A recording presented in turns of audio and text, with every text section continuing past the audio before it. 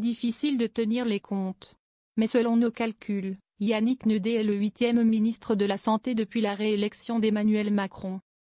Il succède à Geneviève Darrieussecq, 3 mois, qui avait pris la place de Frédéric Valletoux, 8 mois. Venue épauler Catherine Vautrin 1 mois après sa nomination à la tête du super ministère du Travail, de la Santé et des Solidarités.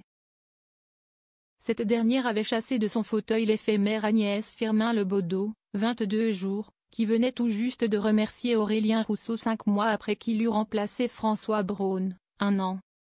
Sans oublier Brigitte Bourguignon, nommée le 20 mai 2022 mais balayée 1 mois et demi plus tard lors des législatives. Qu'il est loin le temps où Marisol Touraine gardait le siège avenue Duquesne pendant tout le quinquennat de François Hollande. Le docteur Yannick Neudet, 55 ans, cardiologue de profession, député Les Républicains de l'Isère, a donc accepté avec gravité et responsabilité. Comme il l'a déclaré sur X, le job le plus précaire de la République. Et la crise politique actuelle qui dure depuis la dissolution de l'Assemblée nationale n'augure pas une longévité record qui ferait mentir les statistiques. Dossier brûlant. Engagé en politique depuis 1995, médecin au CHU de Grenoble, membre de la Commission des affaires sociales à l'Assemblée nationale.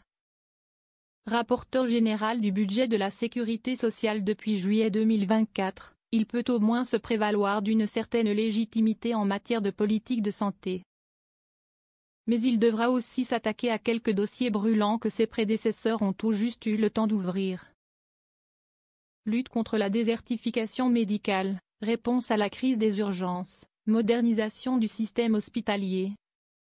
Renforcement de la souveraineté sanitaire visant à contrer les pénuries récurrentes de médicaments, adaptation du système de santé au vieillissement de la population ou encore mise en place d'un plan santé mentale, déclaré grande cause nationale 2025 par le précédent gouvernement. En résumé, un ensemble de réformes structurelles lourdes qui nécessitent un minimum de stabilité, de continuité et de cohérence politique. Exactement ce qui fait défaut depuis quelques mois.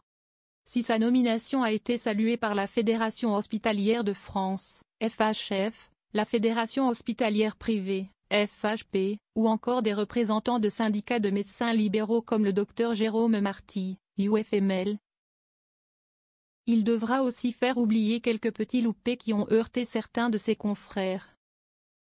Fervent défenseur de la vaccination, il avait toutefois soutenu la réintégration des soignants non vaccinés contre le Covid pour faire face au manque de personnel dans les hôpitaux. Au tout début de la pandémie, il défendait sur Twitter la prescription d'hydroxychloroquine dans le cadre de l'essai clinique européen Discovery. Tout en rappelant que l'entreprise Famar, seul producteur de chloroquine en France et en grande difficulté, pouvait être sauvée par une telle aubaine sanitaire.